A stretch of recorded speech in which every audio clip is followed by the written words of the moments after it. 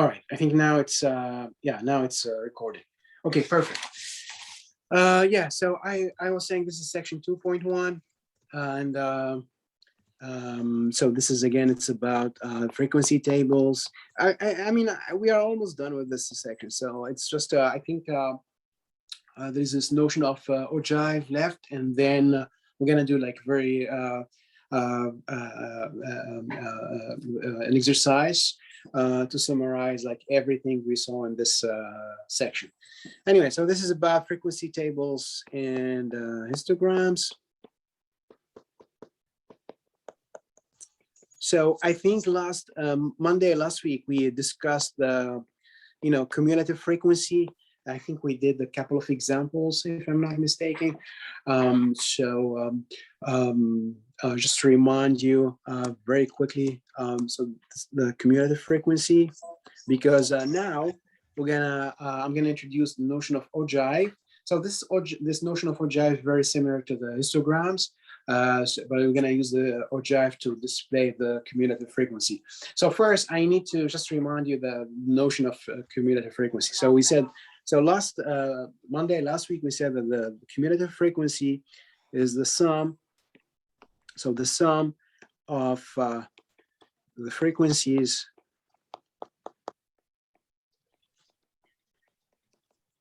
for a class and all classes before it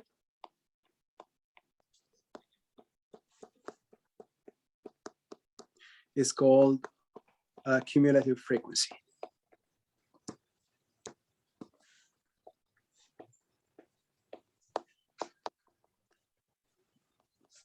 Okay. Now, what I'm gonna do, we're gonna try to, as I said, we're gonna display this cumulative frequency using the ogive. So, so today, so we again, we discussed cumulative frequency last week. So today, so first we're gonna discuss notion of ogive.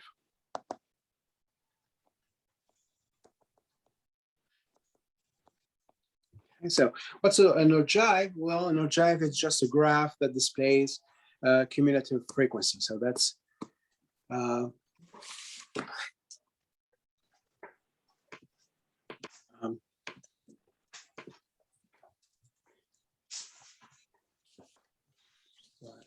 okay, so yeah, an ogive is, so it's a graph. So it's a graph similar to the histogram. So it's a graph that displays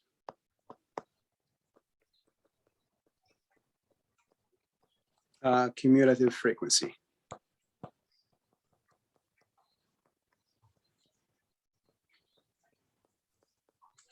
So in this graph, you're gonna have two axes, right? Like horizontal axis and a vertical axis, right? Like for the histogram. So on the horizontal axis, we're gonna have the same thing. We're gonna have the classes boundaries. So on the horizontal axis, we're gonna put the classes boundaries. Classes boundaries. And on the vertical axis, we're gonna put the classes frequency, the cumulative frequency. Cumulative frequency.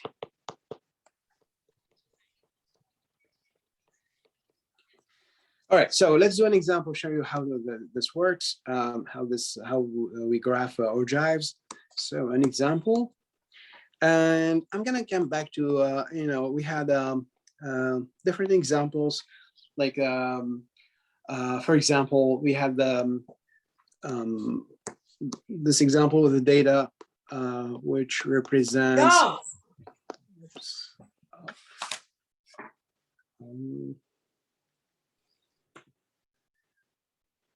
All right, so this data represents the goals scored, let's say, last season by teams by teams in the MLS Eastern Conference. Okay, so we discussed this example I think last week or 2 weeks ago, and so the thing is, so we had so discussed I think last week.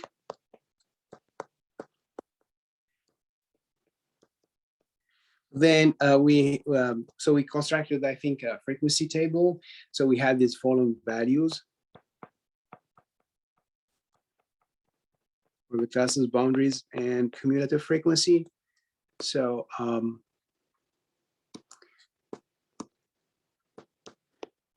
think we had like 4 classes, boundaries, and so here the cumulative frequency.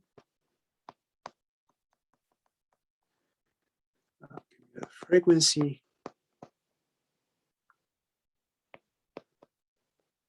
Okay, and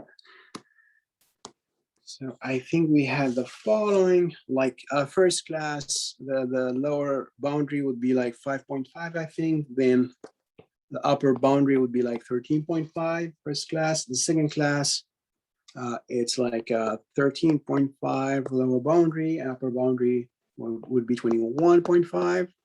This is 21.5, and then this is 29. The width, actually the width was 8, right?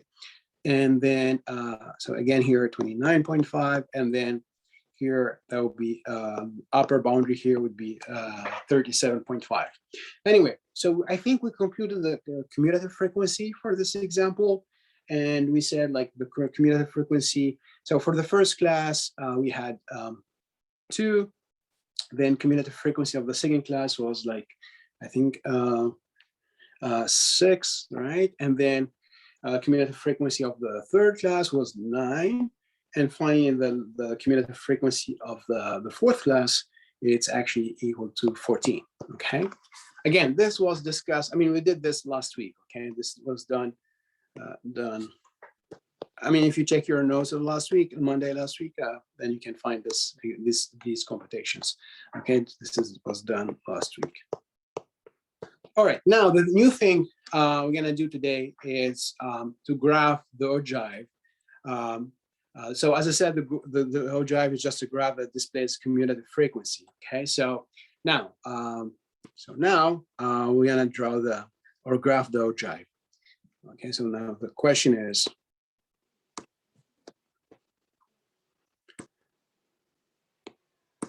so the question is, I'm gonna graph the ogive. All right. So, so we're gonna have like 2 axes, right? The horizontal axis right here, and so this horizontal axis is supposed to represent the classes boundaries.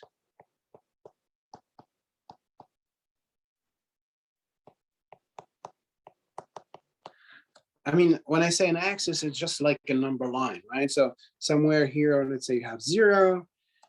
And then on this number line or this horizontal axis, I'm going to put the classes boundaries. So first class lower boundary is, it's actually 5.5. So here's my 5.5.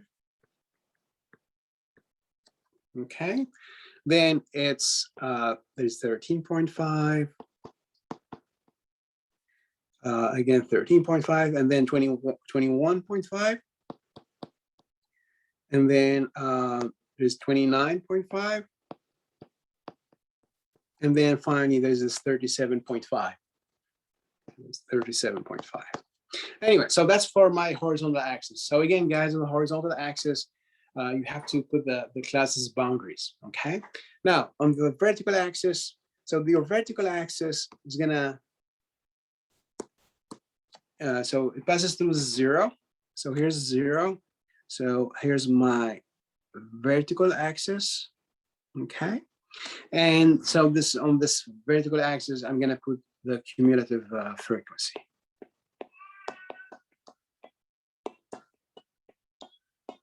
Okay, so this is very similar to the histograms, right? In the histograms, we had like 2 axes. The horizontal axis represents the class's boundaries, and the vertical axis will represent the frequency or relative frequency. Now, the way to graph the ogive is different from the histograms. So first, the ogive actually begins on the horizontal axis at the lower class boundary of the first class. Okay, so this is like a convention. So let me just write down what I just said. So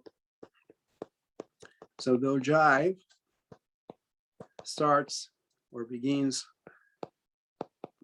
on horizontal axis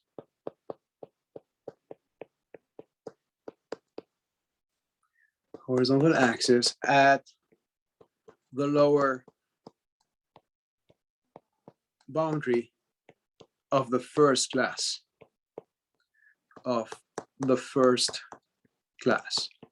So my starting point, guys, so you need to start at, so you're gonna start your graph at the lower boundary of the first class, right? So what's the lower boundary of the first class? Well, it's just the 5.5. That's the lower boundary of the first class, right? So here's my 5.5. So I'm gonna plot like a point here, right, at 5.5 on the horizontal axis, and that will be like my starting point. Okay, so that's like a first step. So that will be your first point. So you plot this point here at 5.5 because 5.5 is your the lower class of the, lower boundary of the first class. Okay. Now, the next point. So I'm gonna plot so next point is gonna be at the next. So the next class boundary, as you can see here, would be this 13.5, okay? So this 13.5, I'm gonna plot the cumulative frequency of the first class. So the cumulative frequency of the first class is 2, right? That's the cumulative frequency of the first class. So I'm gonna do, well, I'm gonna first, on the vertical axis, I'm gonna put the, the cumulative frequency of the classes. So we have like, you have like 2, 6, 9, and 14. So here on my vertical axis, I'm gonna have like somewhere, let's say this is 2, here, let's say 4, this is 6, here it's 8 units. Let's say here, this is 9, this is supposed to be 10, 12, and then 14. Okay. So now for the first class, as I said, the cumulative frequency of the first class is 2, right? So I'm gonna, you see this 13.5? So I'm gonna plot this point, and as you can see, the level or the height of this point, it's actually 2, which is again the cumulative frequency of the first class. Okay, so that's how I plot this point here, right here. That's because the cumulative frequency of my first class is 2. The cumulative frequency of the next class is 6, right? So next class, I'm gonna start at this point here, right? And you're gonna go up to, so I'm gonna go up to 6. 6, it's like 6 is the cumulative frequency of the second class. So we're gonna plot this point right here, because as you can see, the level of that point is 6, which is cumulative frequency of the second class. Now, for cumulative frequency of the third class, it's actually 9, right? So you're gonna go to the next class boundary, this one here, and you're gonna go up to, so with a vertical line, you're gonna go up to 9. So you stop at 9, and that will be your point right here. So the level of this point is actually 9. Now, for the fourth class, you're gonna go to the next class boundary, and the last one actually, 37.5, and you're gonna plot the point with height equal to 14. So you're gonna go up to, you're gonna stop at 14 here, and you're gonna plot your point right here. So as you can see, the cumulative frequency, corresponding cumulative frequency is 14. Okay. So then what you have to do is we have to connect all these points. Okay, you're gonna join all these points. So first point at 5.5, and then you're gonna go to this 13 here, 0.5. This is 21.5. Here's the 29.5. And then a last class boundary 37.5. That will be your last point right there. Okay. So this would be your ogive. So of course you don't really need these horizontal and vertical lines. I mean, it's just I'm using them just to explain how I got all these points. All right, and so that will be the ogive. Okay, so that's your ogive.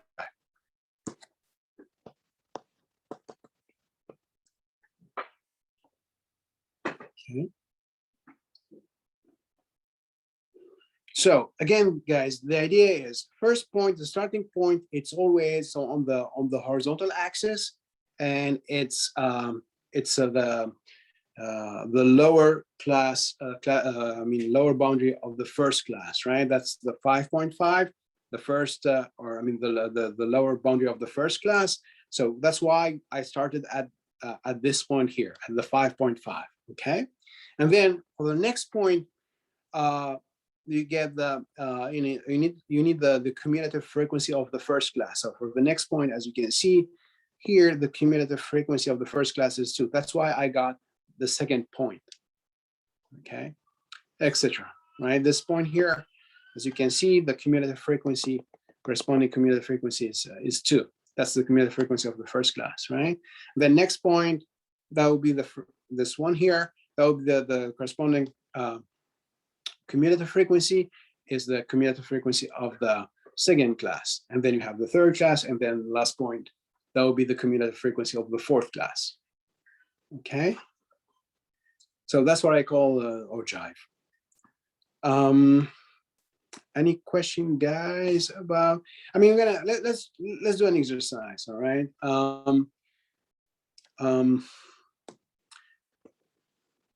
Okay. So here's an exercise.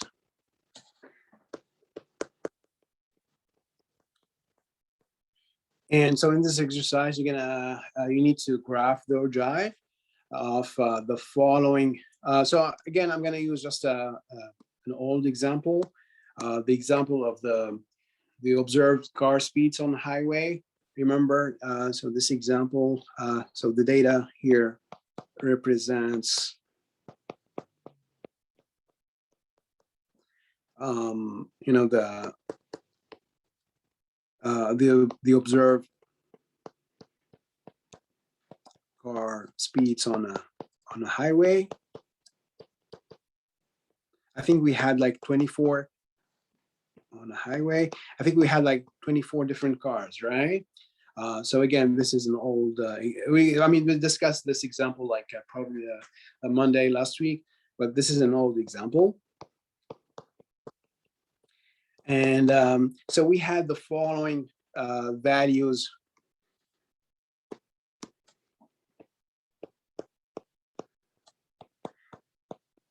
I think we had like 6 classes, you know,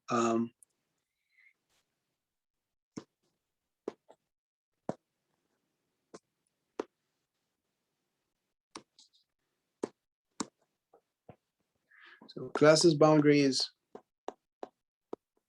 and I think, yeah, we computed the cumulative frequency of this example like last week. So here's cumulative frequency. So just to remind you the numbers here. So again, this was done last week. Okay.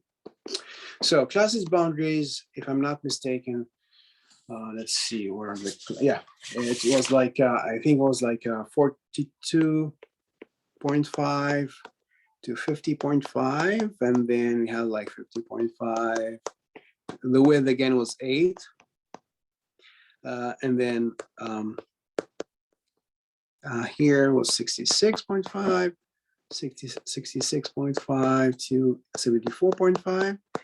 And then I think here's was, so again, here it's going to be 82.5, of course. And finally, we're going to have like 90.5. Anyway, cumulative frequency, we computed the cumulative frequency again Monday last week. So first one was like 1, and then 1, and then 2, if I'm not mistaken. Then for the fourth class, the cumulative frequency was 8, right? And then for the fifth class, the cumulative frequency was 16, and then we had 24.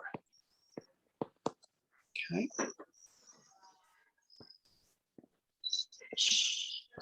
All right, guys. So now, so what you need to do is to graph the ogive of this data. Okay, so please graph the ogive corresponding to this data. Okay. So I'm going to give you a couple of minutes to think about this exercise. Again, it's just very similar to the previous one, the previous example. Yeah, so.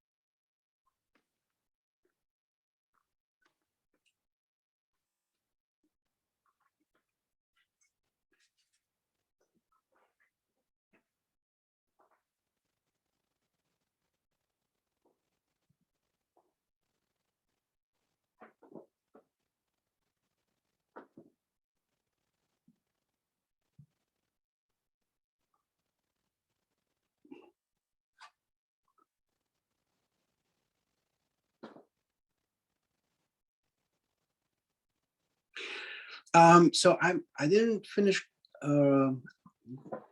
grading the homework, so I'll probably finish grading tomorrow, so you can get your grades on Wednesday. Okay.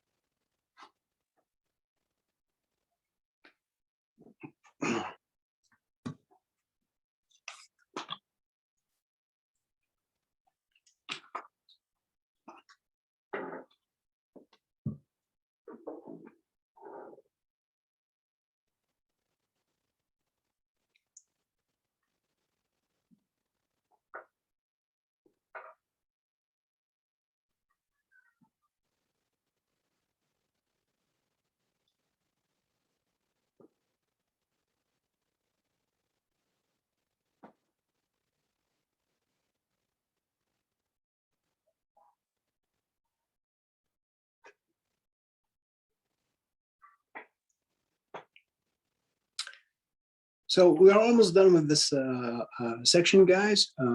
I mean, after this, I think we're gonna do like an exercise summarizing all the notions we had in this section.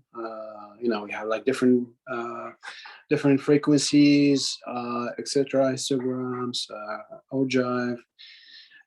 Yeah, so we're gonna do like an exercise summarizing all these notions, and then we can move to we will move to the next next section.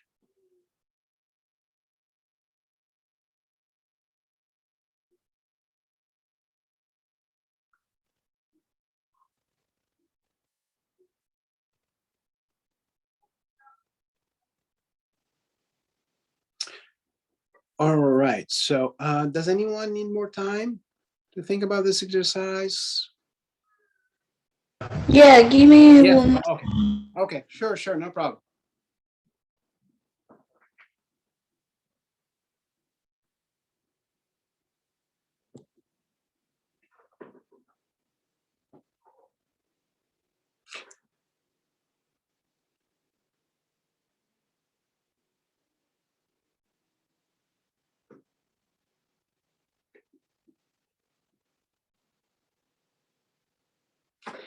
So I can probably show you the previous example.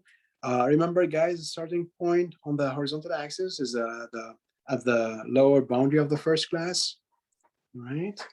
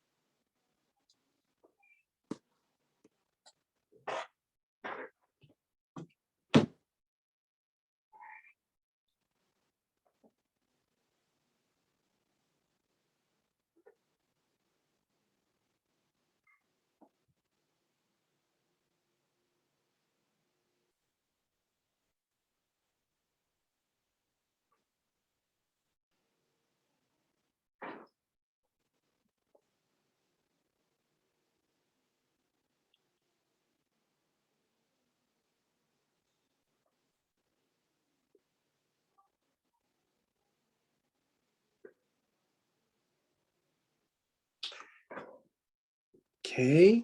Do you need more time, Juliana? Are you done? Or you have a trouble with the graph? Okay, you're probably done. Anyway, so guys, please feel free to ask questions. I mean, if you have any trouble. So with this graph, so yeah, so first you have this horizontal axis, right? So again, the horizontal axis is just a number line. So you have a zero, there's this zero somewhere. And then I'm gonna put the class's boundaries, right? So like first class boundary is, lower boundary is 42.5. So I'm gonna put this 42.5 right here. This is 42.5. Next, we have 50.5. So here's my 50.5. Next, that will be 58.5. Next, 66.5. And then 74.5. And then 82.5. And finally, we have 90.5. All right, so that's my classes boundaries.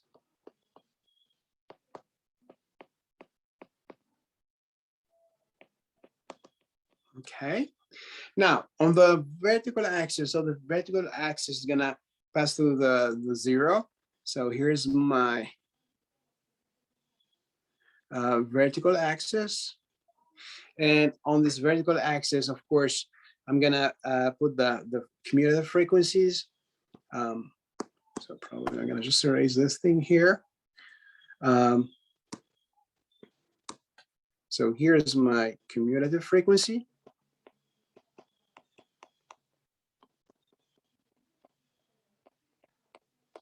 All right.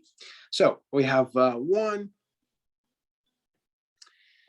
2 units, 1 unit, and then there's like 3, 4, 5, 6, 7, and then 8. So here's 8, 9, 10, etc. And then somewhere right here, let's say you're gonna have 16, and then here you're gonna have like 24. Okay, that's all you need for the cumulative frequency. You need 1, 2, 8, 16, and 24. Okay. Now, so as I said, the ogive is supposed to start, on the horizontal axis at the lower boundary of the first class, right? So the first lower boundary of the first class is 42.5, right? So we need to start at 42.5. So I'm gonna plot the point, at 42.5. That's like the starting point, okay? Now, next point, I'm gonna plot the cumulative frequency of the first class. So the cumulative frequency of the first class is 1, right? So a next point, so here, where's my next class boundary? It's at 50.5, right? So I'm gonna plot a point with height equal to 1. You see here, this is 1 right here. So I'm gonna plot this point right here. So the height of this point, or the level of this point, it's 1 because that's the cumulative frequency of the first class. Okay. Any question how I got this second point? You see why it's there? It's because, the height, it's 1 because that's a cumulative frequency of the first class, right? Now, for the next boundary, so the next class boundary is this one here, 58.5.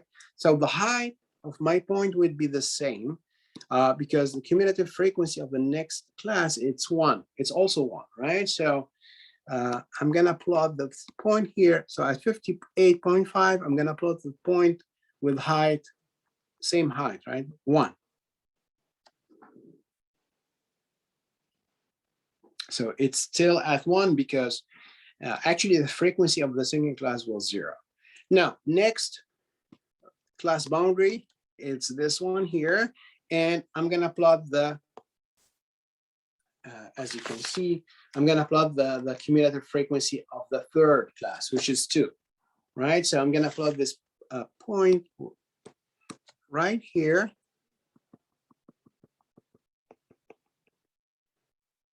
So the height of this point now, it's 2, because that's the cumulative frequency of the third class. Next, class boundary, it's at 74.5. Now the cumulative frequency, corresponding cumulative frequency is 8. So I'm gonna plot the point. So you start from the 74.5, you're gonna go up to, you stop at 8, right here. That's the cumulative frequency of the fourth class. So that will be, that gives me this point right here. Okay. Now, next class boundary is 82.5. And the corresponding cumulative frequency is 16. So I'm gonna plot a point. I'm gonna plot a point with height. So at 82.5 with height equal to 16. So here the height is 16, as you can see. So here's my point. Okay. And the last point, or last boundary, class boundary, it's 90.5. And the corresponding cumulative frequency would be the cumulative frequency of the sixth class, that's 24. So we have to plot the point, a point right here with height equal to 24. So we're gonna get this point right here. Okay. Now I have all these points, 1, 2, 3, 4, 5, 6, 7, right? And I'm gonna just connect these points, right? So it's gonna be like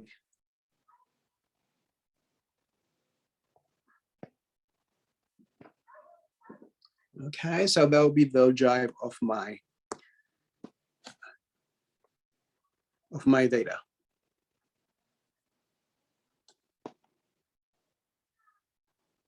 Okay, so this is supposed to be your final answer. Okay, that's your ogive.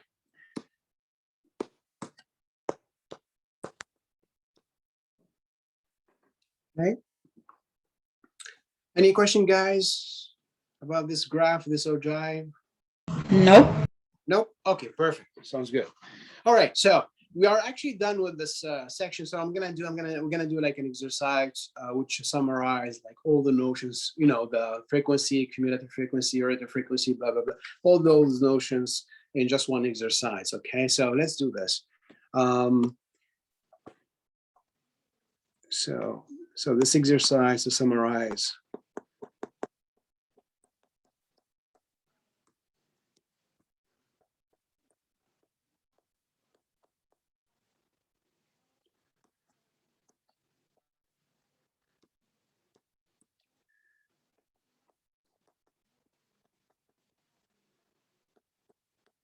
This is section 2.1. All right. Okay, so we have the following data. So college department.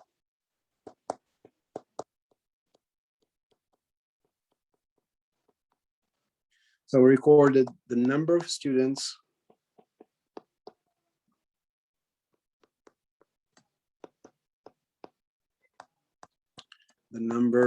students, receiving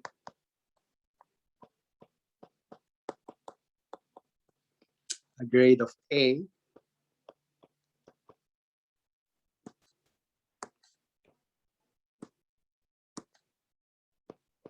A grade of A for the past, let's say in this class, in math 23.5. So the results for the past, let's say 16 semesters. The past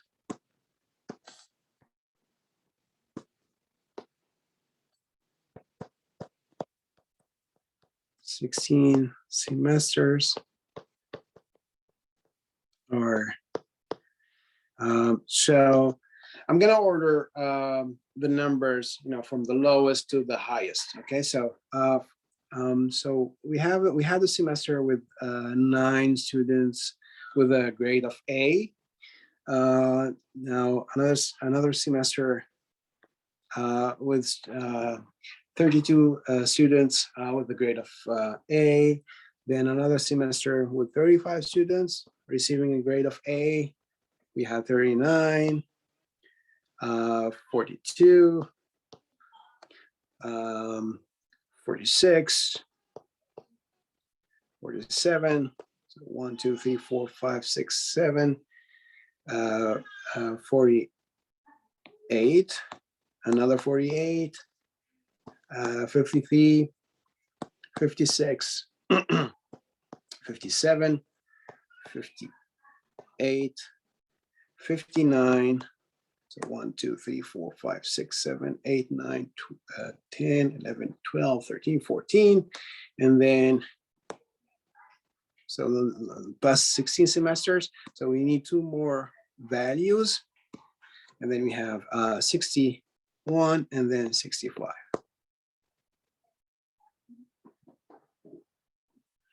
All right. So that's our data. Now, so question number 1. So we have like 16 numbers, so 16 data values. So number 1,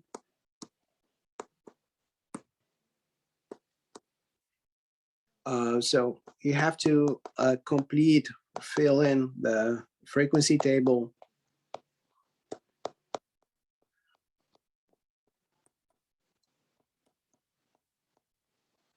So with 5 classes showing classes, limits, classes, boundaries, frequencies,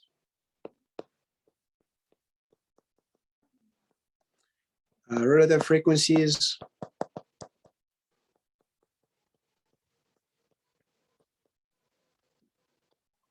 cumulative frequency, cumulative frequencies.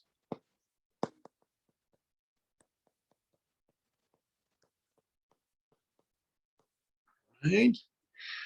2. So we have to draw the histogram. So draw the corresponding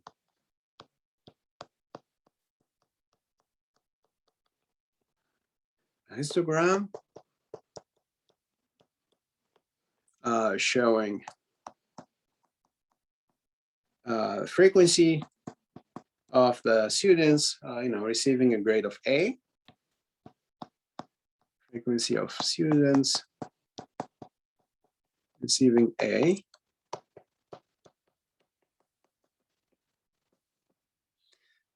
Right. Number 2, 3. Describe the shape of the histogram.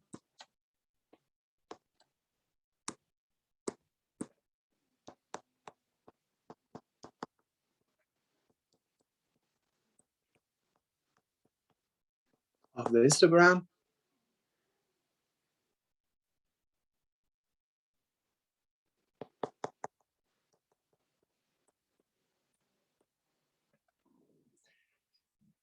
And then 4. And 4, please draw the corresponding OJI.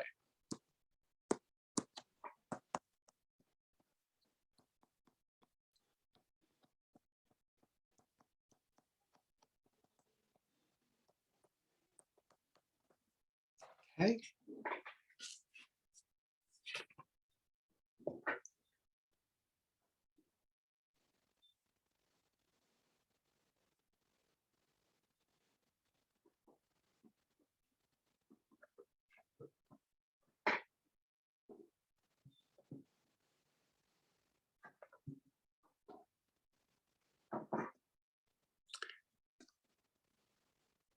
Okay, guys, let's say you have like, this is not probably is going to be like a long exercise.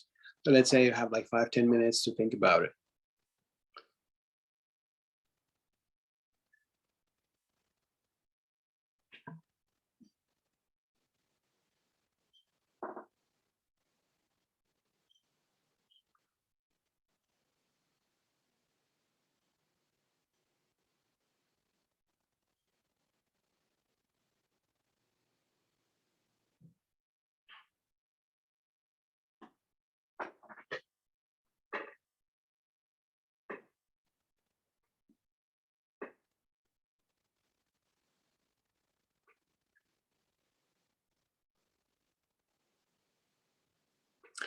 By the way, Charlene, again, if you need any help to understand the material, there are like, I would say like 2 main options. So you can email me, take an appointment, or you can, come to my office hours online on Zoom, or there's also the online tutoring.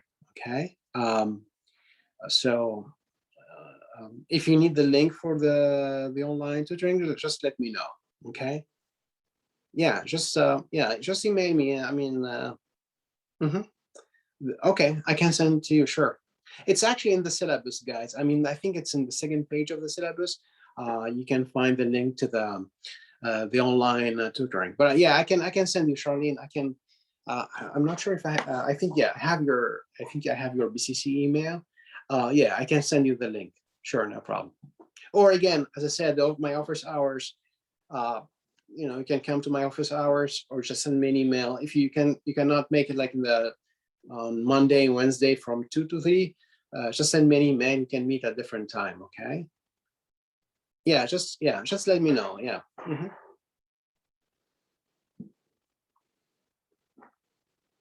No problem. That's Sure.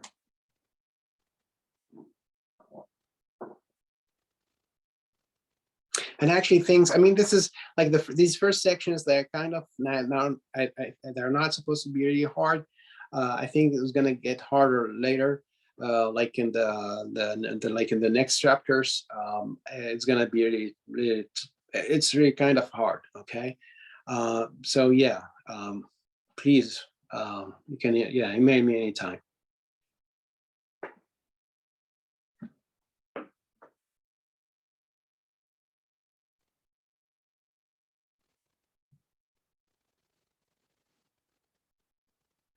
So the first value, it's 9, guys.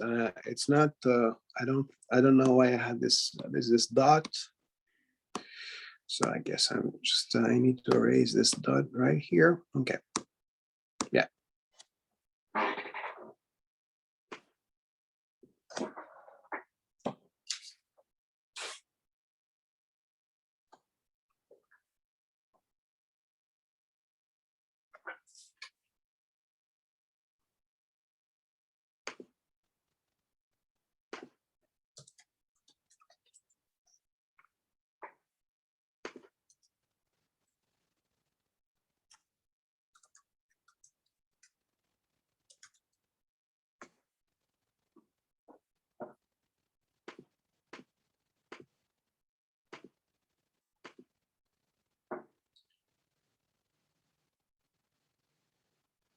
So here in this question, guys, I'm gonna need 5 classes, right? So this is, we want 5 classes in this exercise, right?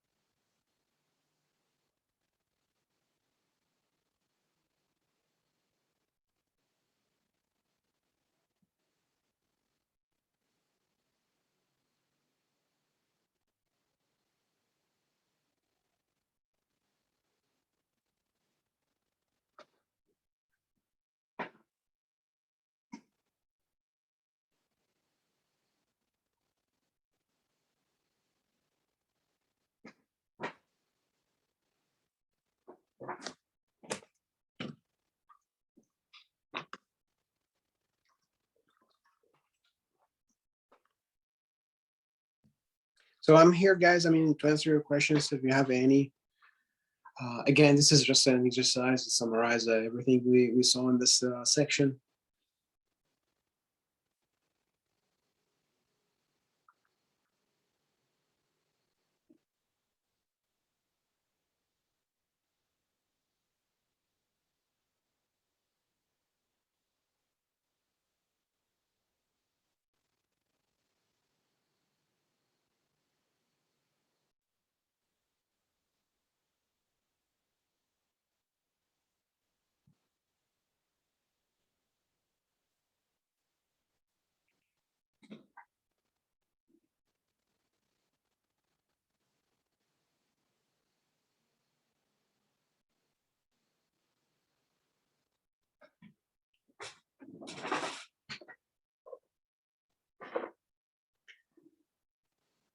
Yeah, I'm still here. Yes. Yes, I'm still here. Yeah, I'm just giving you some time to think about this exercise. Yeah. Um,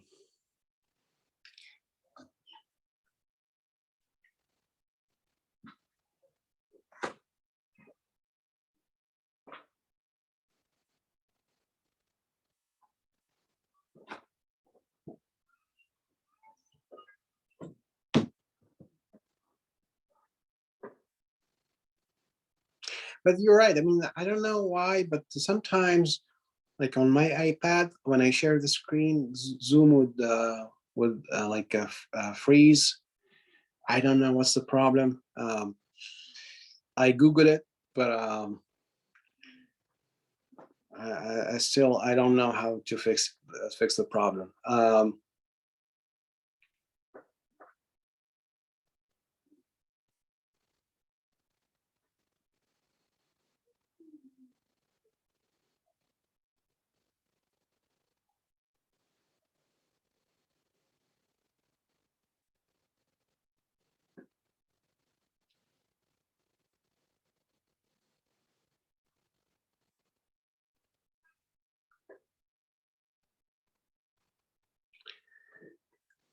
Where, yeah, yeah, I can send you the link right now. Uh, Here's my channel. I'm gonna just find my channel right here. Okay, this is the videos. Okay, right, okay.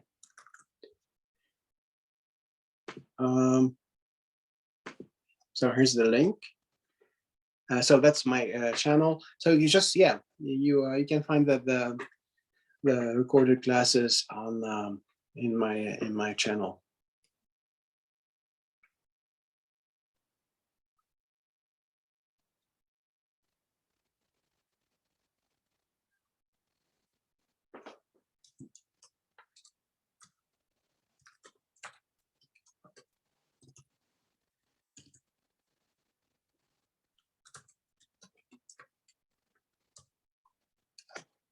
So there are different classes. So like the Math 23, Math 30, etc. Yeah, so just check that those are Math 23.5, of course. Sure.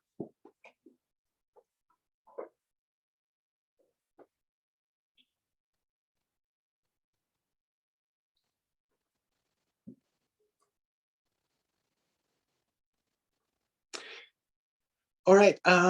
I guess this is gonna be like a very long exercise. So probably we can do it together.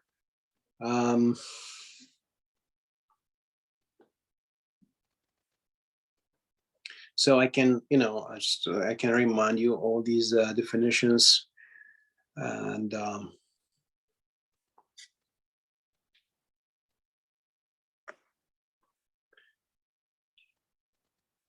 yeah, but I'm gonna give you more time. Let's, yeah.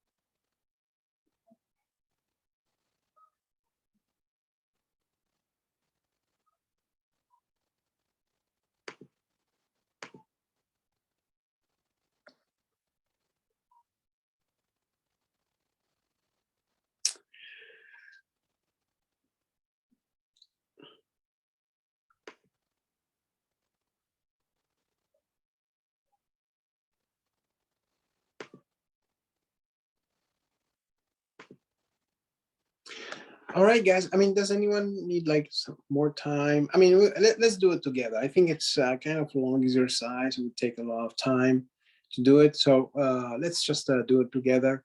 And of course, if you have any question at any step, just please feel free to stop me, okay? Please don't be shy, all right? So let's start with the frequency table. So in this frequency table, as you can see in this problem, this the first question, so you need so you need the frequency table is going to show the classes limits, right? The classes boundaries, the frequencies, the rate of frequency, and the cumulative frequency. Okay, so you're gonna need like five columns in your frequency table. So let's do this. So yeah. So here's my frequency table. So this is frequency table right here. So we have the classes, limits,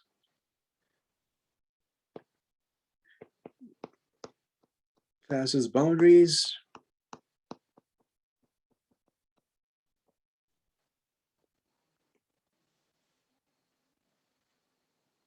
okay, and then frequency, relative frequency,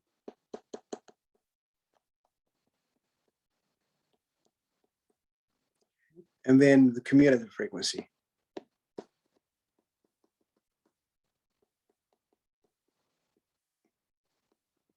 Okay, now for the class limits, well, first, guys, you need to compute the first thing or first step to do is to compute the, like step one is always to compute whenever you want to complete like construct a frequency table, first thing to do is to find the width, right? So okay, so we need the largest data value. So in this table, as you can see, the largest data value is the 65.5.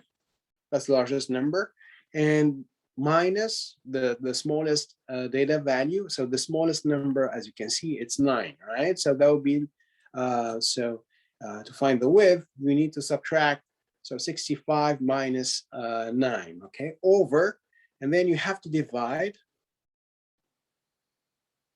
by the number of classes, right? So we're gonna have like 65 minus 9 over, and so you divide by the number of classes. We want, as you can see here, we want 5 classes, right? This is 5 classes, so we're gonna divide by 5.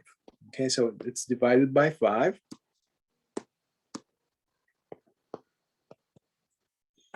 Okay, so 65 minus 9, minus 9, guys, that would be, of course, 56 over 5.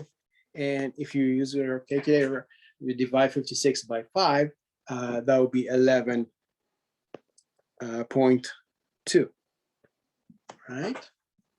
So then the width would be the next integer or next whole number. So the next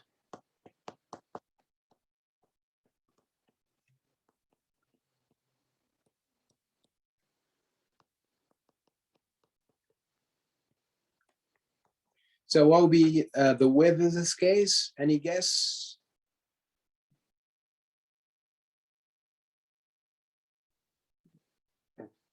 Okay. So the next integer, 12. Yes, I want to thank you. That will be 12. Thank you. All right. Again, it's just like on your number line, there's like 11 somewhere, and then the next integer would be 12, or next whole number is 12, and the 11, the 11.2 would be between 11 and 12. So the next higher integer would be 12. All right, so now for the classes limits, so the lower limit of the first class would be, of course, you start with the lowest or the smallest data value. So the smallest data value, again, it's 9. So, right, it's 9. So you start with your first, the lower limit of your first class would be 9, okay? So here, for the first class, we're gonna have 9, okay? Now, for the second class, you're gonna, for the lower limit, you're gonna add 12, right? Because that's the width, right? My width is, as you can see, my width is 12, right? So to move to the next class, you're gonna add 12 to 9. So that will be 12 to 9. Of course, that will be 21. So here, this is 21. Sorry. I'm gonna use just the same color. So here it's 21. Okay, that's because that's just 9 plus 12. You know, this is plus 12. That's the width. Next, so plus another 12, plus another 12, and plus another 12. Okay.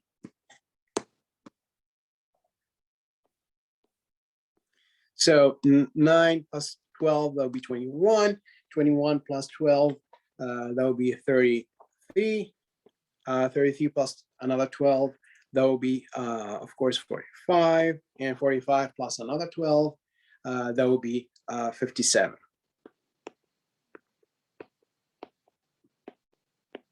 Okay. So that's our lower limits. Okay. The difference between the lower limits is just given by the width, right? The 12. All right. Now for the upper limits, guys, all you have to do is, so for the first class, the upper limit would be just you always subtract 1 from the lower limit of the second class, right? So here in the second class, you have 21, okay? Then the upper limit of the first class would be just 21 minus 1. You always subtract 1. So the upper limit would be 20. So here, that will be 20. Okay. Now for the upper limit of the next class, you just, again, you're gonna just add 12. So here, gonna be plus 12,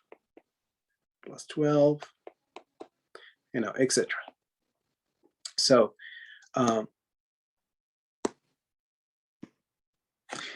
so 20 plus 12, that will be 32, plus another 12, that would be 44, thank you, appreciate. Plus another 12, that would be 56, thank you. And then 68, thank you.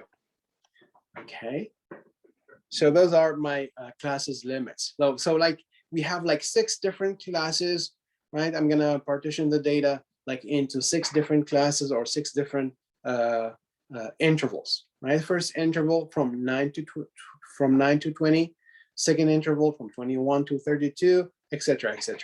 Okay. Now classes boundaries is just like, you know, it's just very similar to the classes limits. All you have to do in this classes boundaries is to, for the lower boundary, you subtract 0.5 from the lower limit. And for the upper boundary, you add 0.5 to the upper limit. So for the lower boundary here, you take the 9 and you always subtract 0.5. So that's 9 minus 0.5 or 0.5. That will be 8.5. Okay. Now for the upper boundary, you're gonna add 0.5 to the 20. So 20 plus 0.5, that will be 20.5. Okay. And then we're gonna do the same thing. We're gonna add 12, you know, so here, so we're gonna plus 12, you know, plus 12, plus 12, plus 12, etc. Same thing. Okay. So we're gonna have, just erase this, plus 12. So 8.5 plus 12. Yes. Excuse me. What is 20.5? I think 20.5. Yeah, 20.5. So I guess your question is how I got this 20.5, right? So all I did was to add 0.5 to 20. 0.5 is, when I say 0.5, I mean 0.5, which is half, 1/2. So what I did is, it was like 20 plus 0.5. That's how I got this 20.5. Okay. Now for the next class, you're gonna add 12 to the 8.5. So 8.5 plus 12, that will be 20.5. And the same thing for the 20.5 plus 12, that will be 32.5. 20, so 0.5, this is 32.5 again. 32.5 plus 12, that will be 44.5. So again, I'm gonna just add 12 at each step, okay? So here, that will be 44.5. Here, of course, that will be 56.5. This is, of course, 56.5. And finally, this would be 68.5. Okay, again, as you can see, so to go from 8.5 to 20.5, I just add 12, right? I just added 12. Same here from 20.5 to 32.5, I added 12, etc., etc. So always you add 12 at each time, okay? Now, for the frequency, guys. So for the first class, we need to count how many values are between 9 and 20. So how many values are between 9 and 20? So let's see here. I'm gonna just erase the blue circles here. All right, so between 9 and 20, well, there's only one value. Of course, the 9 is included. You said always 12 all the time, or just, no, it's just for this exercise because the width, you see here, the width, I got the width equal to 12. That's why I had to add 12 each time. So of course the width depends on the problem, right? So if you let's say like for the width, if you get I don't know, let's say 5, then you need to add like 5 each time, okay? But it's 12 here. It's just because the width is equal to 12, okay? Sure. Yeah, so we have to add the width, and the width depends on the problem. Yeah, for the frequency, so for first class between 9 and 20, we only have one value between 9 and 20, which is just 9. Okay, 9 is included. When I say between 9 and 20, 9 is included. So we have only one value between 9 and 20. So that will be 1, the frequency of the first. The frequency of the first class. Second class, it's between 21 and 32. 21 and 32. So let's see. 21 and 32. Well, there's only one value between 21, sorry, and 32. Okay, 32 is included. So only one value between 21 and 32. So frequency of the second class is also 1.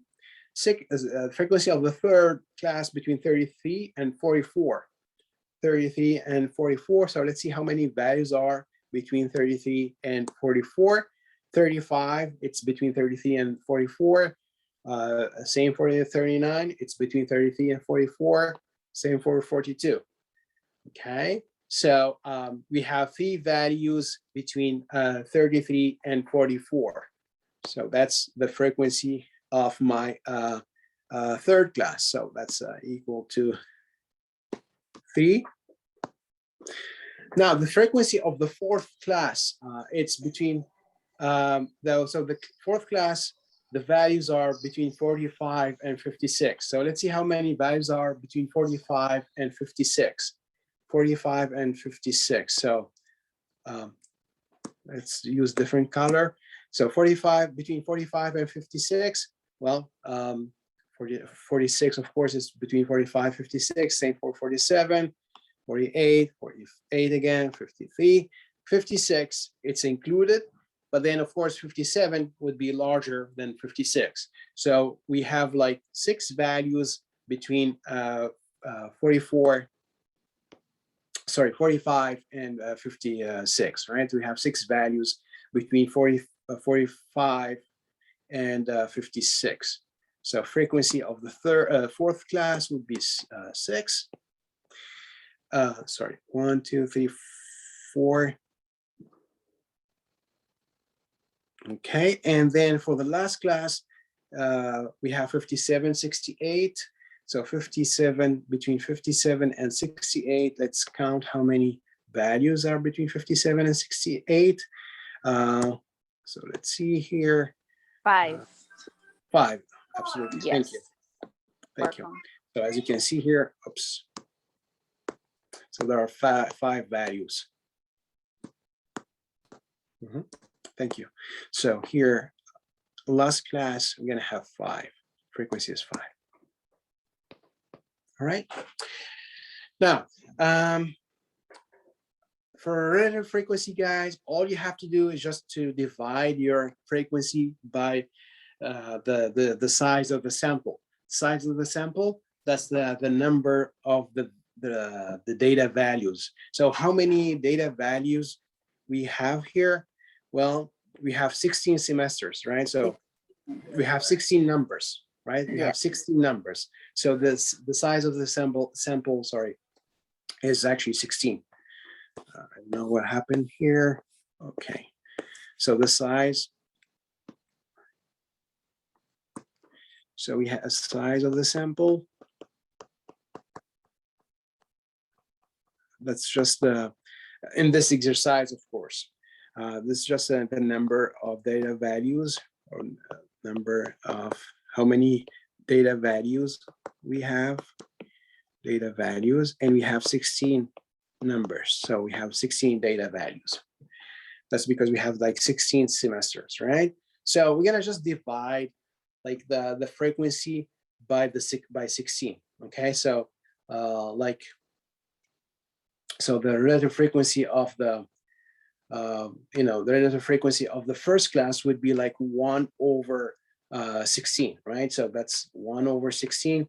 So that will be equal to so here this is so this is 1/16, and if you use your calculator, that would be like 0.0625. But let's just stop at the second at 6. Okay, same for the second class. So 1/16, again, I'm gonna get the same value. All right. For the next class, so it's 3. So we have to divide 3 by 16. 3 by 16 is like 0.18. Okay. If you use your calculator, if you divide 3 by 16. Now next we have 6/16. So next that will be 6/16. So that will be 0.375. Okay. And finally, 5/16. 5/16, that will be equal to, of course, 0.31. So this is like 0.31. Okay, so that's your relative frequency. Any questions so far, guys? Now for the cumulative frequency, we just discussed the cumulative frequency. So for the first class, cumulative frequency, it's just the same as the frequency. It's just equal to the frequency. So that would be 1. The second class, the cumulative frequency would be the frequency of the second class and the third plus the frequency of the first class, right? So there will be like 1 plus 1. So the answer would be 2. Cumulative frequency of the third class. So the frequency is 3 plus the frequencies of the classes of the second and the first class, right? The frequency of the second class, it's 1. So that's 3 plus 1 plus the frequency of the first class, that would be plus another 1. So the answer would be 5. Now, fourth class, that would be like 6 plus like frequency of the third class, that's 3, plus the frequency of the second, plus frequency of the first, so that's plus another 1. So that will be equal to 11. Right, 1, 2, 5, 11. And then finally for the last class, that will be like 5 plus the previous class, the frequency, that's 6. And before that we have 3, so plus another 3. Before that we have 1 plus 1. Okay. So the total would be, of course, 16. Okay, so we got 2, 5, 11, sorry, 1, 2, 5, 11, and then 16 as cumulative frequency. Okay.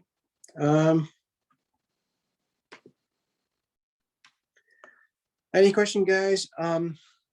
Otherwise, I guess we can move to the next question. Sorry. The next question is, we need to draw the corresponding histogram, okay, showing frequency of students receiving A. So let's see. So the histogram now. So for number 2, so with this histogram, so we need the classes boundaries on the horizontal axis, and here we're going to need the frequency, and here you have the classes boundaries.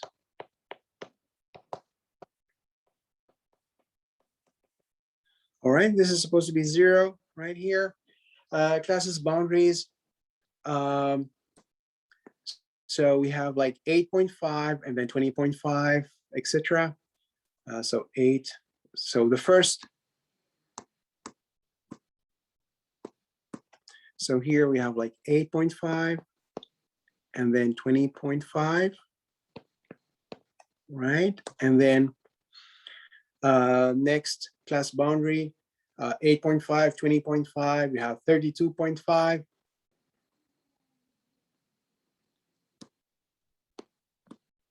So this is 32.5.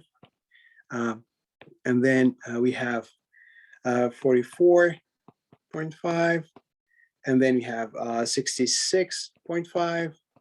And that's the last, I think, last. 56, Professor. Oh, I said 56 and I wrote 66. Thank you. Yeah, 56, sorry. Thank you. Oops.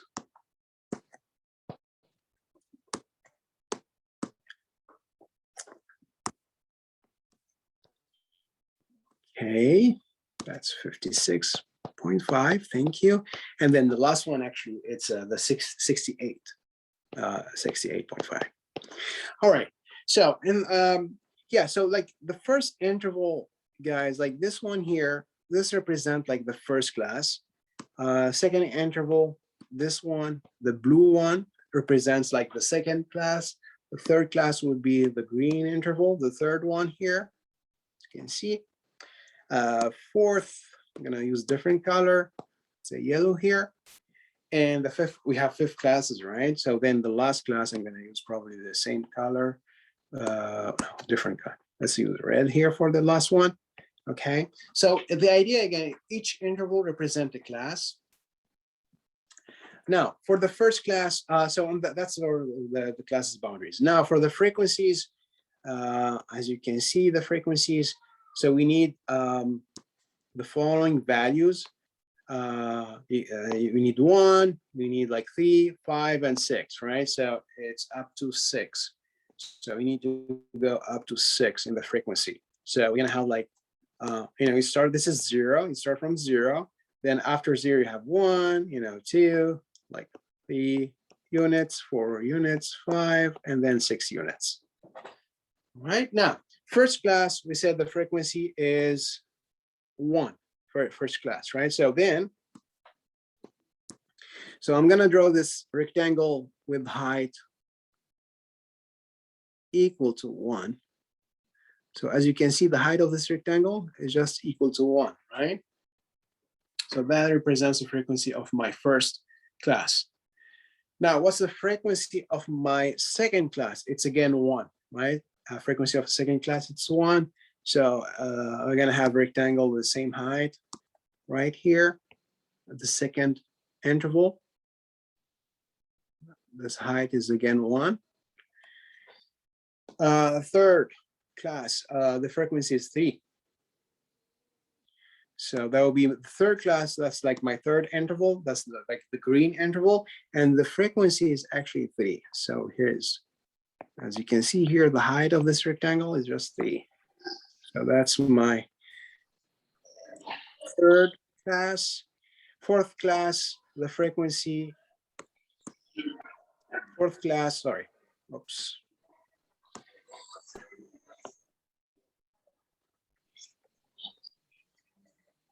Yeah, so the fourth class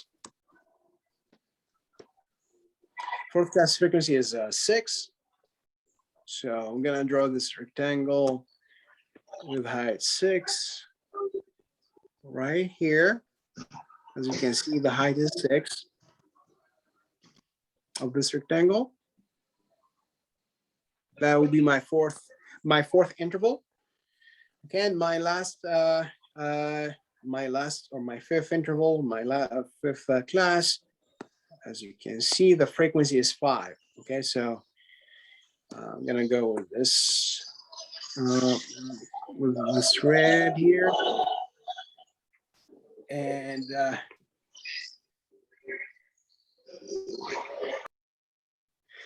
the height of this rectangle is 5, of course. That's the frequency of my last class. Right, this is the height of this rectangle is 5. Okay. So that's for my histogram. Now, you have to describe the shape of this histogram, right?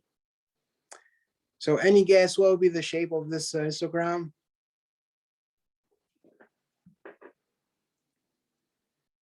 Remember the different terms we had to describe shapes of histogram? I mean, we discussed this, of course, last week.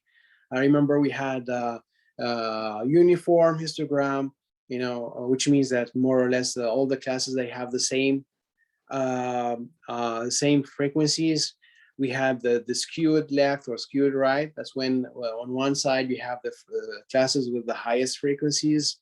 There is the mound shape symmetrical, which is supposed to be symmetric above the center, right? And we had the last one was like the bimodal distribution, and that's when the two classes with the highest frequencies are separated by at least one class, right? So as you can see in this histogram, on the right side, on this side right here, this right side here. So on the right side, you have the classes with the highest. Yes, that would be skewed right, Amy. Thank you. So on the right side, you have the classes with the highest frequencies. So yeah, Amy, you're absolutely right. So this one would be skewed right.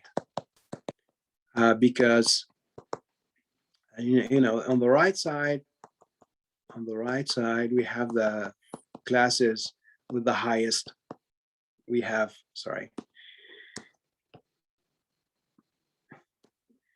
So we have the classes with the highest frequencies.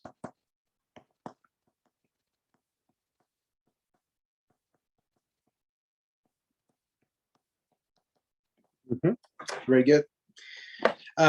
Okay, so that answers the question about the shape of the histogram. And the last final question would be you have to draw the ogive, which displays the cumulative frequency. So yeah, let's do this, and then we can move to the next section. So this would be number 4. So for the ogive, again, you have this horizontal axis, the same thing as the histogram. We're gonna have the classes boundaries.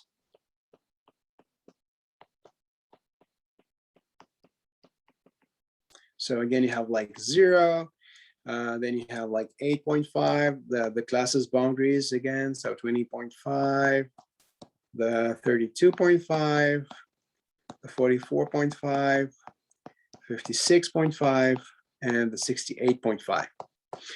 All right, now on the vertical axis, passes through the 0, of course, and there I'm gonna put my cumulative frequency.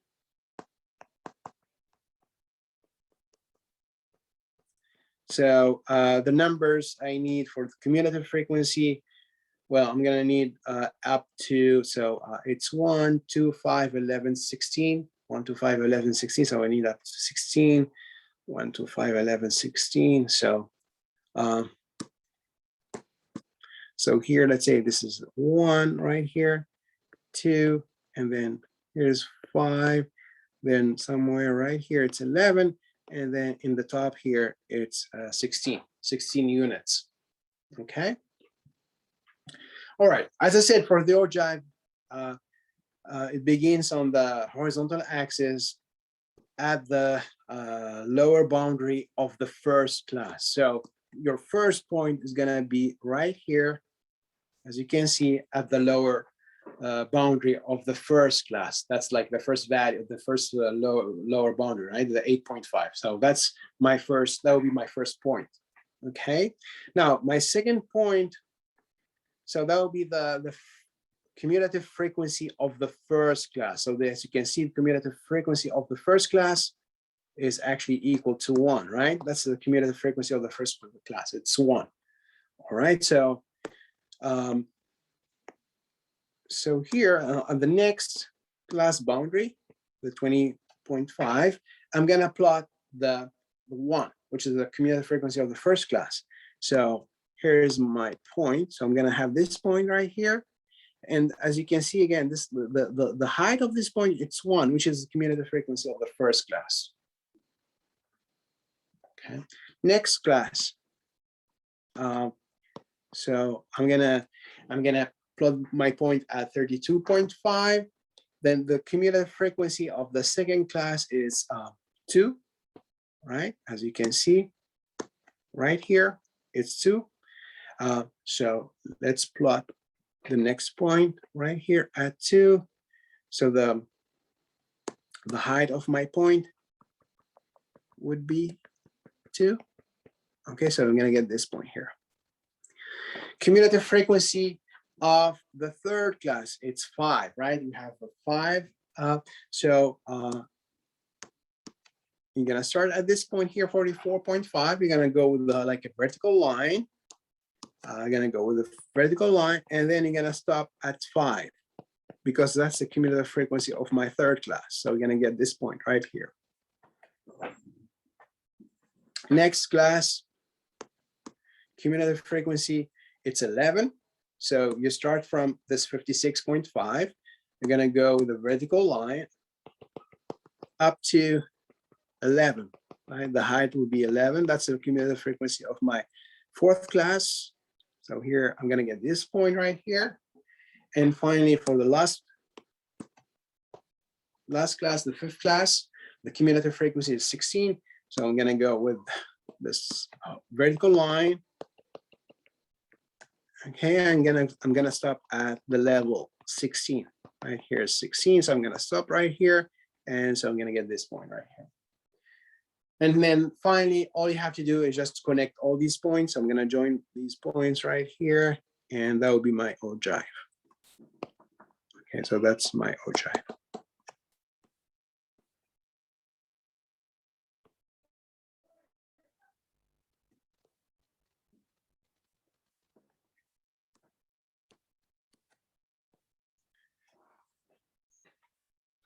All right, guys, any question? So I guess this is like very, this is very good exercise, because so in this exercise, you can find everything we saw in this section 2.1. All right, so I guess we can move to the next section. So I think I'm gonna move to the chapter, actually chapter 3, because we need to start chapter 3 as soon as possible. So yeah, so so I guess we're gonna start chapter section 3.1.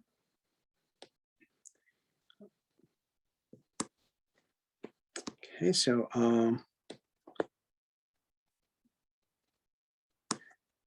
so in this, so this is now section 3.1, and in section 3.1, we're gonna discuss measures of central tendency.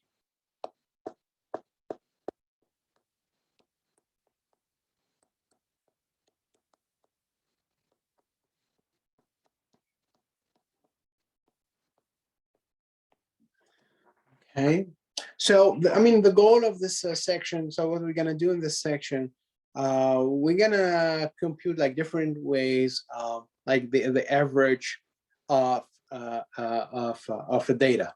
Okay, so average is supposed to be like a number which describes like the the entire population. So we're gonna study. So the goal of this section is to study 3 ways. So we're gonna study first like 3 ways to compute the average. So we will study 3 different ways to compute the average.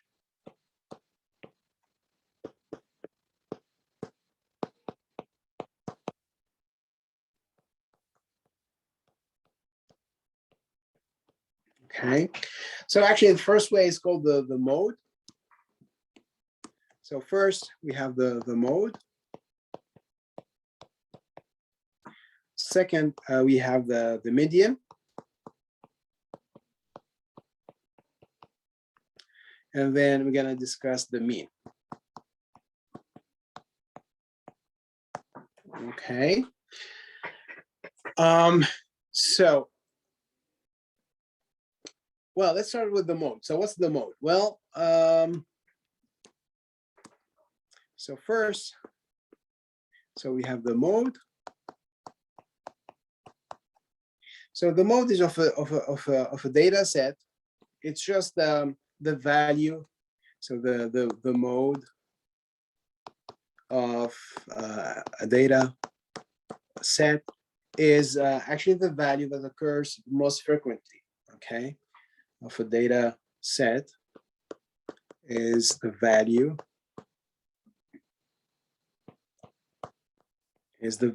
that occurs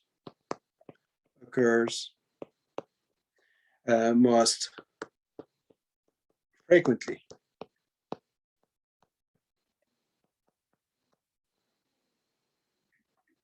Okay, so let me give you an example.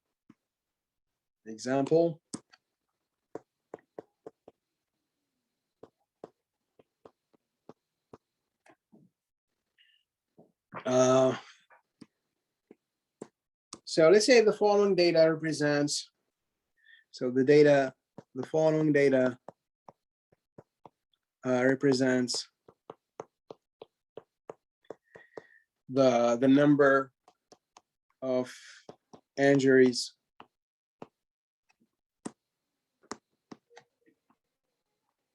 so the number of injuries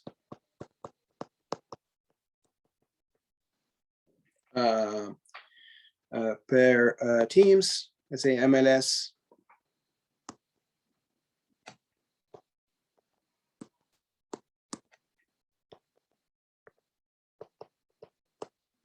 teams, let's say in the last season.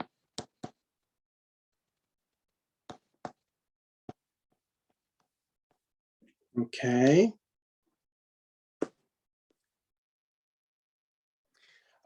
Yeah, let's just take the Eastern Conference. So we're gonna have like 14 teams, okay, by MLS. So 14 teams here, okay. So we're gonna have 14 teams. So let's say in the first team we had like 2 injuries. Second team we had like 3 injuries. Third team we had just 1 injury. 1, 3, 4, 6, 9. Let's say again 3, and then 1, 1, and then let's say 4. And the last team, let's say we had just 2 injuries in the last season. Okay. Again, so these numbers represent the number of injuries in the MLS teams in the last season in the Eastern Conference. Okay. Now I want to find so the question is to find the mode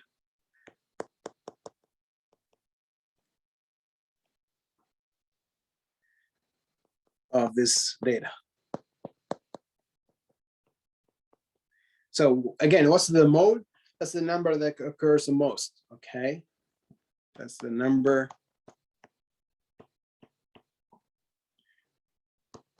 that occurs the most.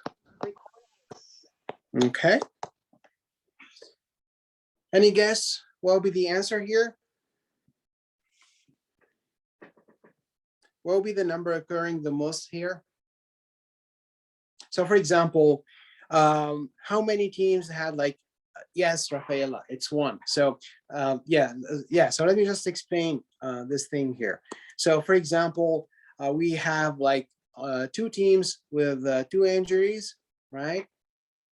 We had how many teams with 3 injuries? Well, we had just 2 with 3 injuries. With 1 injury, so we had like 4 different teams, like 1 here, 2, 3, 4, like 4 teams. Yeah, Angelique, it's 1. So we have like 4 different teams with just only 1 injury, right? I forgot about 3. There's a third team with 3 injuries here, right? 4 injuries. We have like I'm supposed to use different color, I guess. So 2 teams with 4 injuries, right? So yeah, as you said, guys, the number occurring the most here is it's 1 because we have 4 different teams with 1 injury. So the answer, yeah. So then the answer here. So the mode is 1, as you said, because we have 4 teams with 1 injury. Excuse me, Professor. Yes, please. There's Yes, please. only 13 numbers on the table. One and probably 1, 2, 3, 4, 5, 6, 7, 8, 9, 10, 11, 12, 13, and of course you are right. I forgot 1 number. So let's say another number would be 5. Okay. Yeah, thank you. I appreciate. Yeah. So so yeah, of course, this 5 doesn't change the answer for the mode, right? So still, so 1 is the number which occurs the most here. Actually, 4 times. Okay. Any question why the mode is equal to 1 here? Any question, guys, about this example? Yeah, I'm confused. Yes, please. Yeah. Go ahead. You don't understand why the answer is 1? Exactly. Okay. So what I am saying is, so the mode, that's the number occurring the most. So like here, how many times do we have 1? 4 times, right? So we have 4 times, right? So we have 1, 4 times, like 4 times. And what I'm saying is that 1 is the number occurring the most because well, like for 2, how many times do we have 2? Just only 2 times, right? 3 is occurring like 3 times. 5 is occurring just 1 time. 6, the same, just 1 time. 9 is also 1 time. 4, we have 2 teams with 4 injuries, right? So the number occurring the most here, it's 1, because we have like 4 different teams with 1 injury. That's like the largest number of teams with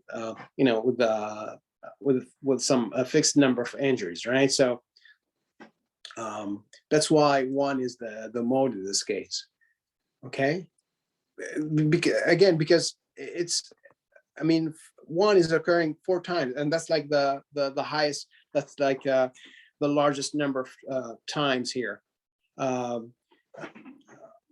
you can see, for example, 2. How many times you have 2? Well, just 2 times, right? So let me just write down here. We have 2, just 2 times, only 2 times. 3, we have 3, 3 times,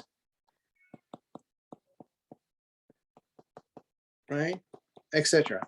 So the 1 is the number which occurs the most here, right? That's because it's 4 times. That's more than the others. I don't know if this answers. Does this answer your question? Are you still confused? Yeah, I got it. Thank you. Sure. All right, so that's for the mode, guys. Now, okay, so that's like the first way to compute like the average of a data set. Now, next we have the median. Yes, okay, so let's move to the median. So that's the mode. Next, the median.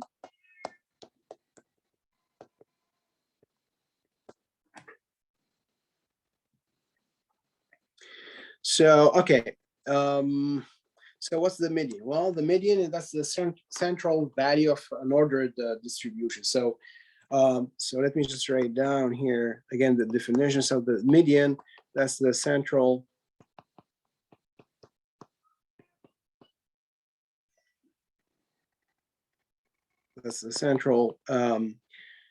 value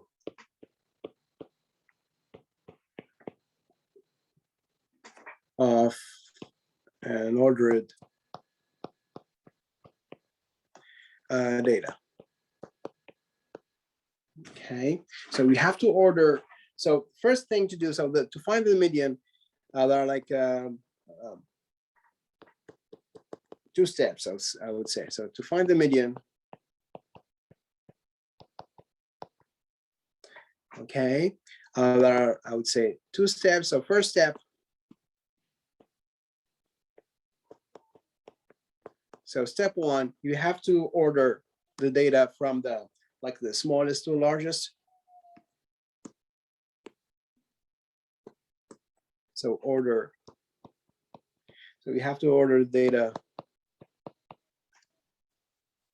from the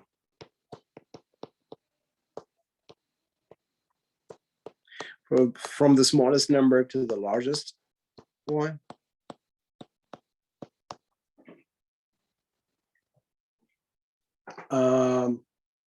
Then the step number 2, the median would be the number, step number 2.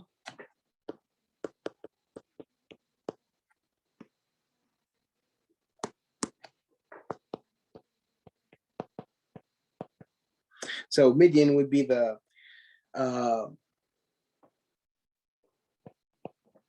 well, actually it depends on the how many data values we have. So if you have an odd number of data values,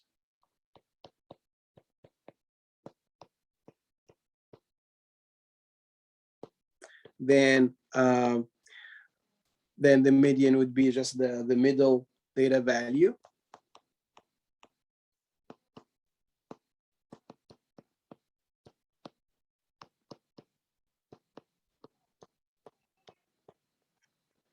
But if you have even number of data values,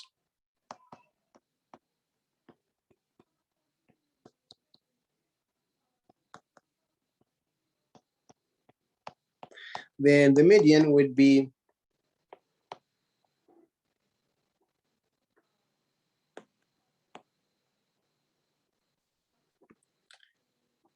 so then the median would be the average, I mean, would be the sum of the sum of the middle 2 values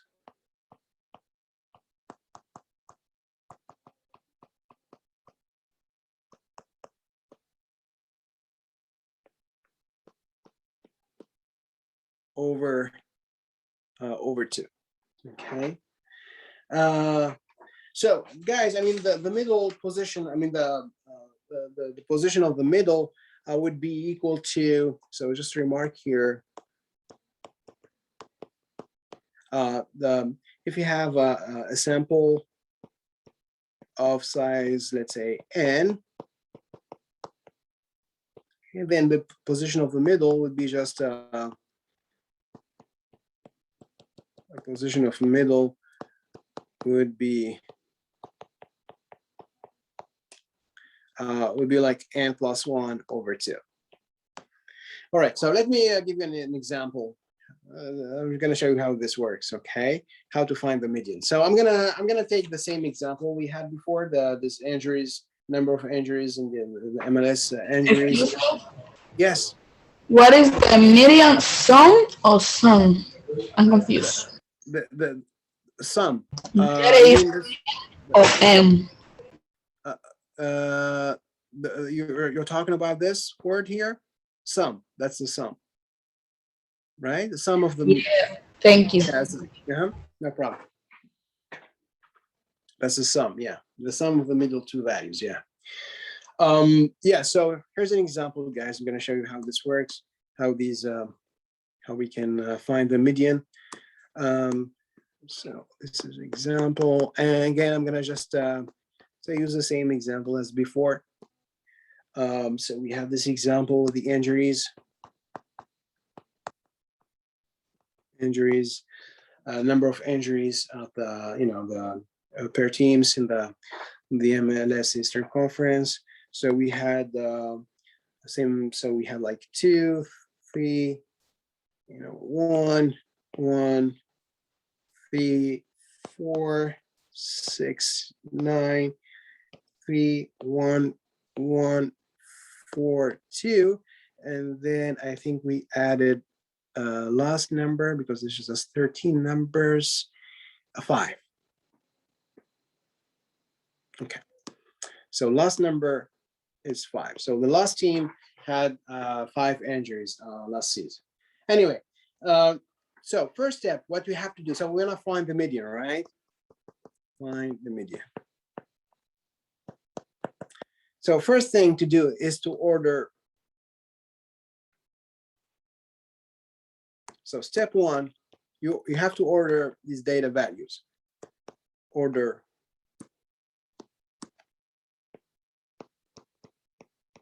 So you have to order these numbers, order the numbers from the smallest to the largest.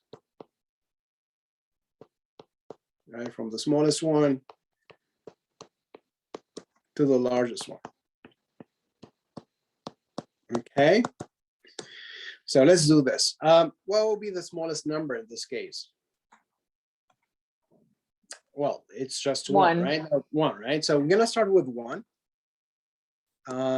So this is 1. How many ones do we have? We have 4 ones, right? I mean, as you can see, and that's actually our mode, right? So we have 4 ones, right? So, so I'm gonna have like 1, 1, 1, 1. Okay, because again we have 4 ones. Now, next number, of course, would be 2. How many 2s? Let's see. We have only 2 2s, right? This is here. We have 2 and 2. So there are 2 2s. Next number would be 3, and we have 3 3s, right? So this is like 3 here, 3, and 3. So we have 3 3s. So that would be like 3, 3, 3. Next number would be 4. We have 2 4s. Next number would be 5. Next number would be 6, right? And the last number would be 9. Okay, so I just ordered my numbers, from the smallest to the largest. Just let me check if I didn't miss any numbers. So 1, 2, 3, 4, 5, 6, 7, 8, 9, 10, 11, 12, 13, 14. Yes, that's exact. Okay. Any questions so far, guys? Just order from the smallest to the largest. All right. Now, I need to find the position of the middle here. So in the step number 2,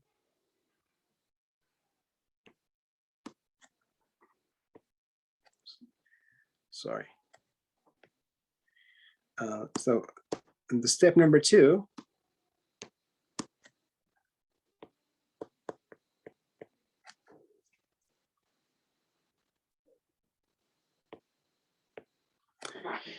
So what will be the position of the middle here? The middle of these all these numbers.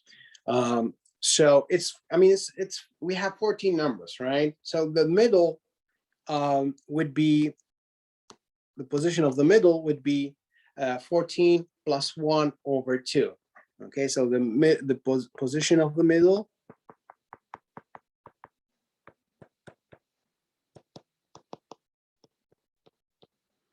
it's like, because we have 14 numbers, right? We have 14.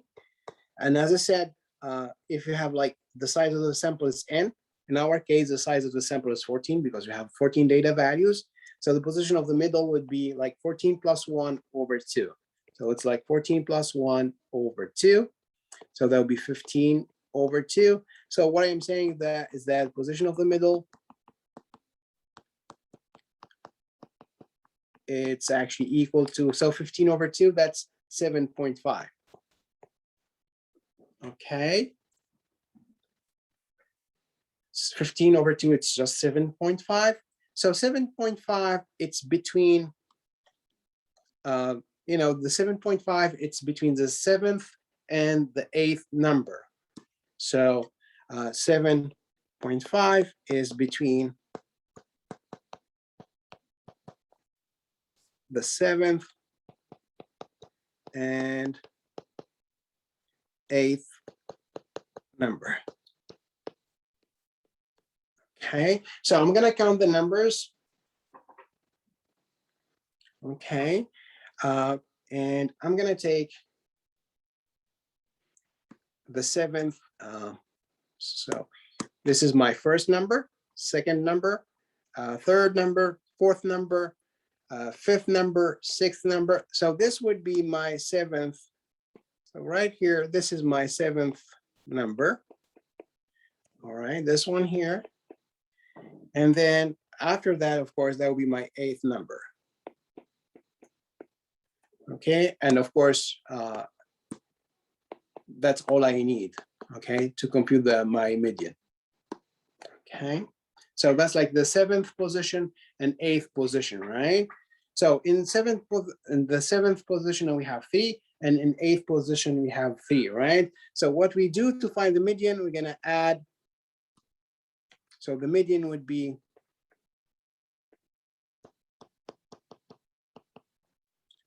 so the number in the 7th position plus the number in the 8th position over 2. Okay, well, you always divide by 2. So in the 7th position, we have 3, right? That would be 3 plus in the 8th position, we have 3 again over 2. So that'll be 6 over 2. And so the answer would be 6 over 2, of course, would be equal to 3. Okay. I so can see the number, in the Professor. bottom, Yep. right here, is this better? Yeah, thank you. So the answer here, guys, the median in this case, so then the median would be equal to 3. Okay, so median here would be 3. Okay. So I mean, as you can see, first you order the numbers, but then the thing is, you have to find this, like this position of the middle of your numbers. Okay, you ordered your numbers from the smallest to largest, but then you have to find the position of the middle. Here, when you compute the position of the middle, you got this 7.5, but 7.5, it's not a whole number; it's a decimal. But 7.5, it's between 7 and 8, right? So what you do is you take the number which is in the 7th position plus the number in 8th position, and then you divide by 2. Okay.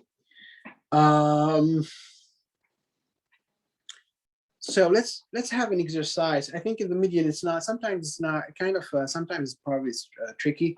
So let's have an exercise, okay?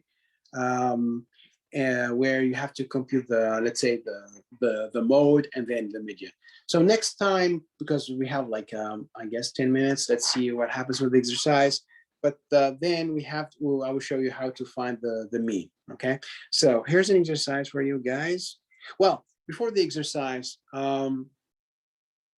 so as you see in this case, the position of the middle was like a decimal number, right? This is a decimal number here, 7.5, because you know, we have 14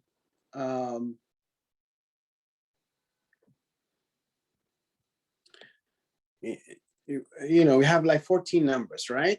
So we said the position of the middle would be 14 plus 1 over 2. That's why I got the 7.5. All right. I'm gonna do another example. This is example number 1.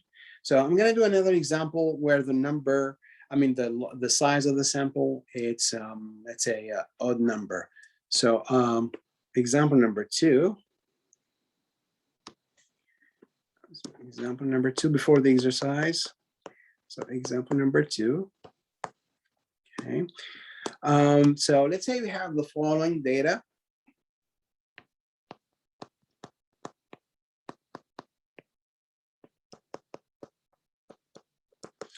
I'm gonna just take following data. I'm gonna just take like 5 different numbers. Not 5. Let's take 7 for example. So let's say we have the following. Let's say 4, and then 3, 2, and then 2,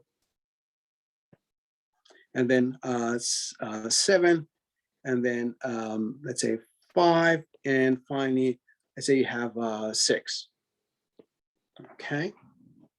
So we have like 7 numbers, right? So here we have 7 numbers. So that's a size, a sample of size equal to a 7. So we have 7 numbers, okay? Or 7 data values. And let's say I want to find, well, let's do the mode. Let's see, yeah, let's do the mode. And then I'm gonna try to find the median. Okay. For the mode, that would be the number occurring the most here. Well, like 4 is occurring just one time, 3 is occurring just one time, 7 same just one time, 5 and 6 also one time, but 2 is occurring 2 times, right? 2 times. So it means that the mode is equal to 2, right? So that'll be the mode. Okay. Now I'm gonna find the median. So first step, I need to order. So I'm gonna follow the steps. Okay. Step 1. Sorry. Step 1. Step 1. So I'm gonna order the numbers from the smallest to the largest one. Okay, so the smallest number, of course, is 2, but we have 2 2s, so that would be 2, 2. Next number would be 3. We have just 1 3, 1 4, 1 5, 1 6, and 1 7. Okay. So I ordered my numbers. Next, I have to find the position of the middle. So what will be the position of the middle? Well, here, I mean, even if you don't use the formula, what will be the number which is in the middle here? Because we have 7. Yes, Ferdinand, that will be 4. The 4 looks like the 4 is going to be like in the middle of this data values, right? So, but if you just want to use the formula, so the position of the middle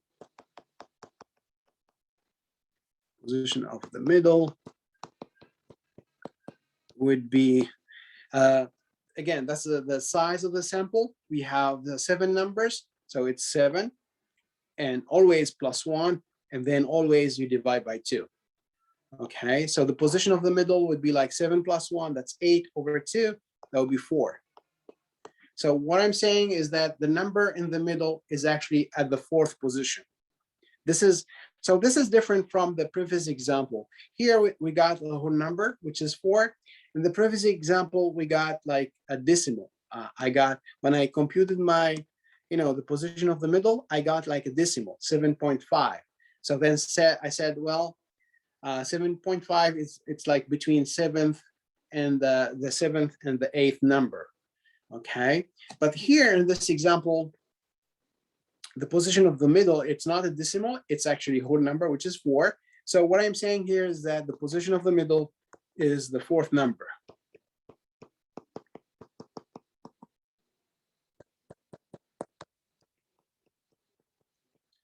Is the 4th number. So what will be the 4th number? As Ferdinand said, so the 4th number would be, so this is my first number, second number, third number, and then the 4th number would be 4. So this is my 4th number. Okay, so the 4th number is actually 4. So in this case, the median would be, so the answer is a problem. So the median would be just the number which is in the middle, which is that the 4th position. So the median would be equal to 4.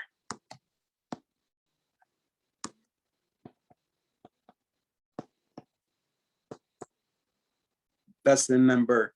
That's the number in the position of the middle position, right? So this one here,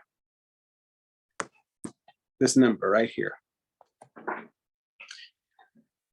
So as I said, guys, here there's a difference between when you have like, so in this example, we had 7 numbers, right?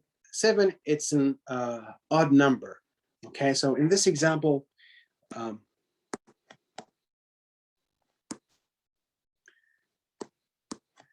let me just remark here. So we have, so remark. So if we have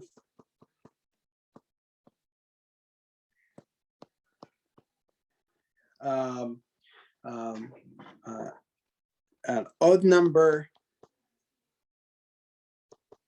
of data values, like in this example, we had 7 numbers. So when you have a 7 like odd number of data values, the middle is going to be just one number. The middle position is just one number. It's going to be just one number. Like here, the middle position is just this number here, 4. Okay. But the problem is when you have like even number of data values, so let me just discuss like another problem. So in this example number 3, let's say we have just 4 numbers. Okay, so let's say you have like 2, 3, 4, and then 4. Okay, so here we have 4 numbers. What will be the position of the middle here? If you have like 4 numbers, 4, it's an even number, right? So what will be the position of the middle? Well, I mean, you may say, well, the position of the middle is supposed to be like between the 3 and the 4, right? So like here would be like the position of the middle.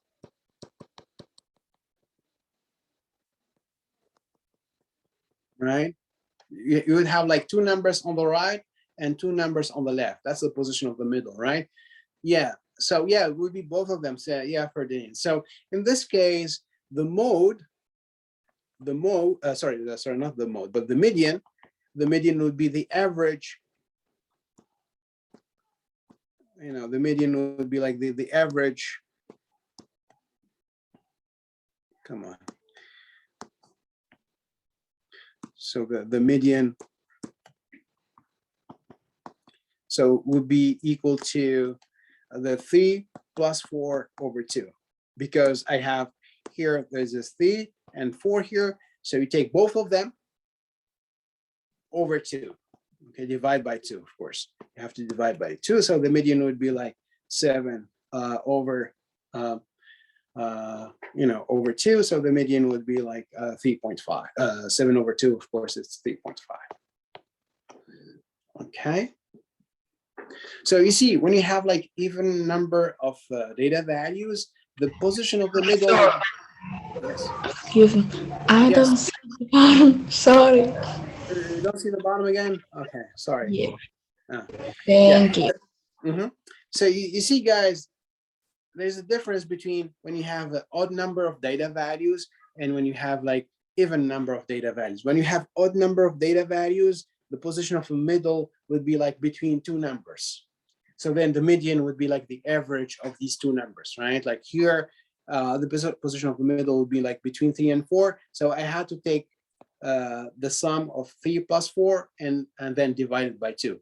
Now, if you have just like 3 numbers, example number 3. So here in this case, we have even number of data values, even number of data values.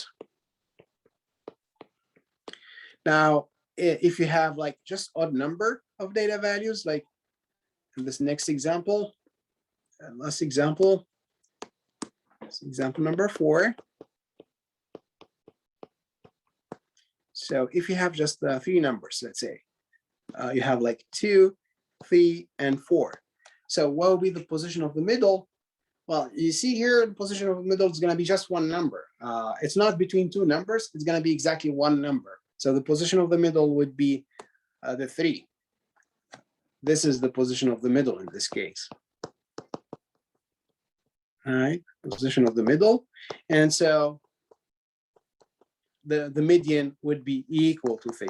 You don't have to take the average or you don't have to do like a sum or something. So the median would be just equal to the 3, this number right here, which is in the middle, the position of the middle here, right here.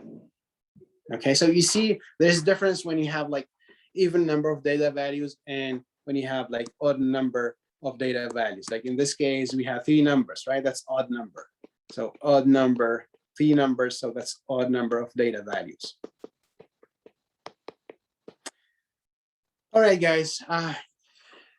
Sorry, went over time. I guess next time I'm gonna have exercise and I will explain how to find the mean, and we'll have probably more time to discuss all these things next time. I'm gonna stop here. Thank you for listening, everyone, and I will see you in person on Wednesday. All right, so take care, and hopefully I'm gonna see you on Wednesday. Good night, everyone. Happy good Good night. night. Good night. Good night. See you next time. Thanks. Thanks.